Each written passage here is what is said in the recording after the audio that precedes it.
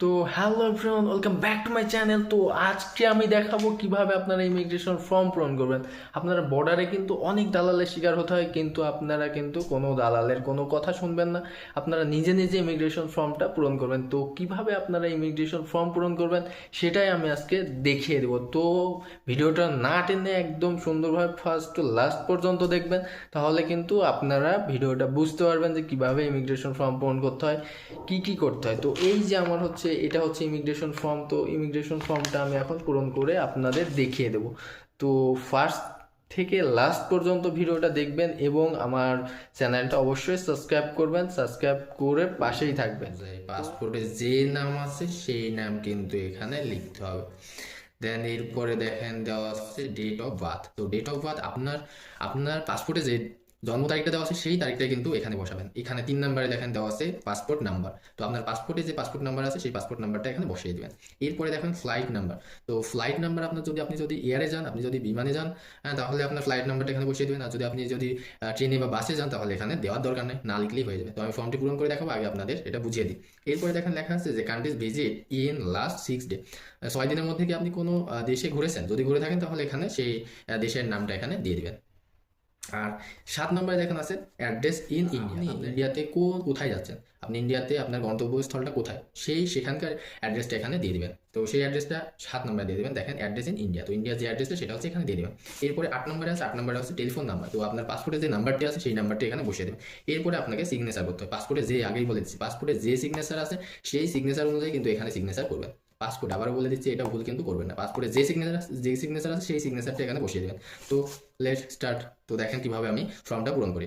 তো প্রথমে নাম লিখতে হবে। তো নাম অবশ্যই মনে রাখবেন যে বড় হাতে অক্ষর দিয়ে লিখবেন। তো বড় হাতের অক্ষর দিয়ে আপনার পাসপোর্টে যে নামটি আছে সেই নামটি কিন্তু এখানে বসাতে হবে। তো আমি লিখি, দেখেন বড় হাতের দিবেন SASO KTI। আগেই বলে নিচ্ছি যে বড় হাতের কিন্তু অক্ষরগুলা দিবেন। তো বড় হাতের আমি লিখলাম যে শক্তি। এরপরে দেখেন আমার নাম হচ্ছে শক্তি সাধন মণ্ডল। তো শক্তি লেখার পরে আপনার যে স্পেলিং আছে, কারো নাম আছে অনিক সরকার। তো যে টাইটেল আছে টাইটেলের আগে এক ঘর ফাঁকা দিতে হবে।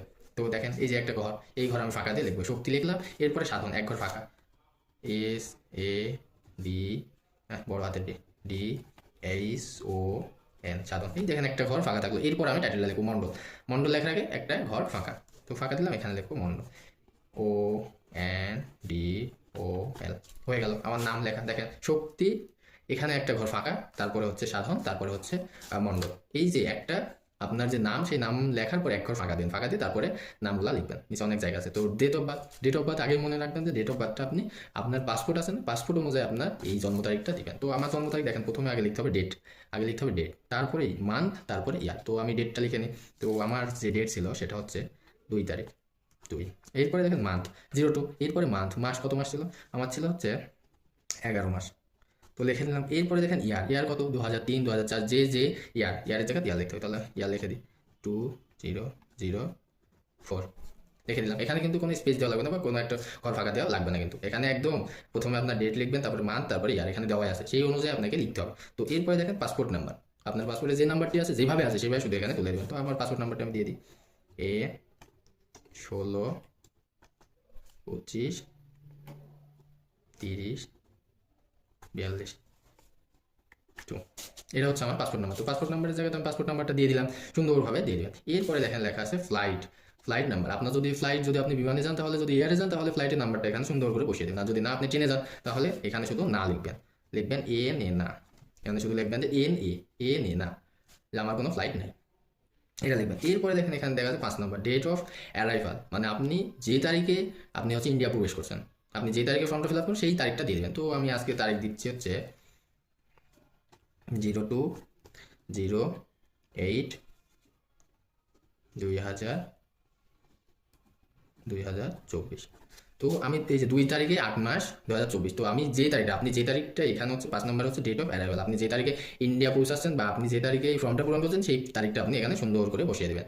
তো আমি বসিয়ে দিলাম। এরপরে দেখেন লেখা আছে যে countries visits at last 6 day. তো আপনি কি 6 দিনের মধ্যে কোনো কান্ট্রি ঘুরছেন বা ভিজিট করছেন, তাহলে আপনি এখানে সেই কান্ট্রির নামটা দিয়ে দিতে পারেন। যদি যদি ভিজিট না করেন বা ভ্রমণ না করেন তাহলে আপনি এখানে দিয়ে দেবেন না, NA, এটা দিয়ে দেবেন। যেখানে NA না, এটা দিয়ে দেবেন। এরপরে দেখেন কি আছে, 7 নম্বর আছে হচ্ছে অ্যাড্রেস ইন ইন্ডিয়া। তো আপনি যে ইন্ডিয়াতে যে যে স্থানে যাবেন বা যেটা আপনার গন্তব্যস্থল সেখানকার একটা অ্যাড্রেস আপনি এখানে দিয়ে দিবেন। আপনি ইন্ডিয়াতে যেখানে যেতে চাচ্ছেন সেখানকার একটা অ্যাড্রেস এখানে দিয়ে দিবেন। তো আমি যেহেতু যেতে চাচ্ছি কৃষ্ণনগর, তো আমি এখানে কৃষ্ণনগর দিয়ে দিই। KRSHNA কৃষ্ণনগর NAGAR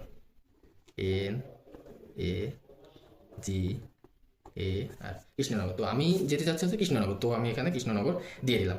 আমি যেতে চাচ্ছি হচ্ছে কৃষ্ণনগর এখানে একটা ফাঁকা দেখাচ্ছে যে আপনার 6214 এই ঠিকানাতে আমি যাব। কৃষ্ণনগর 6214 এই ঠিকানাতে আমি কৃষ্ণনগর যাব। তো সেই ইন্ডিয়ার ঠিকানাটা আমি এখানে দিয়ে দিলাম।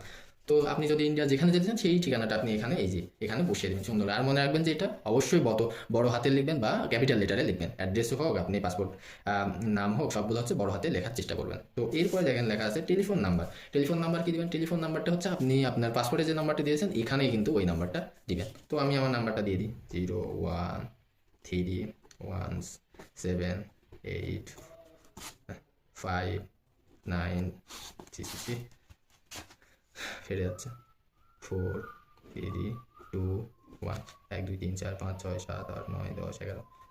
তো আমার নাম্বারটা আমি এখানে দিয়ে দিলাম। এরপরে এখানে দেখেন লেখা আছে যে সিগনেচার প্যাসেঞ্জার। তো আপনি যেতে চাচ্ছেন, তো আপনার সিগনেচারটা এখানে দিবেন। আপনার পাসপোর্টে যে সিগনেচার দিচ্ছেন, সইটা দিচ্ছেন না, সেই সইটা আপনি এখানে দিবেন। এখানে নয় কিন্তু, এখানে হচ্ছে ইমিগ্রেশন স্ট্যাম্প দিবে, ঠিক আছে? এখানে হচ্ছে স্ট্যাম্প দিবে। তো এখানে যে সিগনেচার অফ প্যাসেঞ্জার, এখানে আপনার পাসপোর্টে যে নামটি আছে সেই নামটি কিন্তু এখানে লিখে দিবেন। তো আমার পাসপোর্টে যে নামটি আছে সেটা আমি এখানে লিখে দিচ্ছি। সো এটা হচ্ছে আমার পাসপোর্টে। তো আমি পাসপোর্ট অনুযায়ী আমার নামটা লিখে দিলাম। তো এই হচ্ছে আপনার ইমিগ্রেশন ফর্ম পূরণ। এই হচ্ছে আপনার ইমিগ্রেশন ফর্ম কীভাবে পূরণ করতে হয় সেটা আপনাকে সুন্দর করে দেখালাম। আরেকবার আমি আপনাদের বলে দিচ্ছি যে কোনগুলো আপনার ভুল করবেন। এগুলো ভুল করলে কিন্তু সমস্যা, এগুলো ভুল করলে আপনি পিছিয়ে যাবেন, আপনার ইমিগ্রেশন হবে না, ইমিগ্রেশন ঝামেলা করবে, ইত্যাদি ইত্যাদি সমস্যা করবে। তো আপনি চেষ্টা করবেন সুন্দরভাবে, আপনি দালালকে কোনো টাকা দেবেন, এর জন্য দালাল অনেক বলে থাকে। তো এত সুন্দরভাবে যদি আপনি নিজেই যদি চেষ্টা করতে, নিজেই যদি পারেন, তাহলে আপনি দালালকে টাকা দেবেন কেন?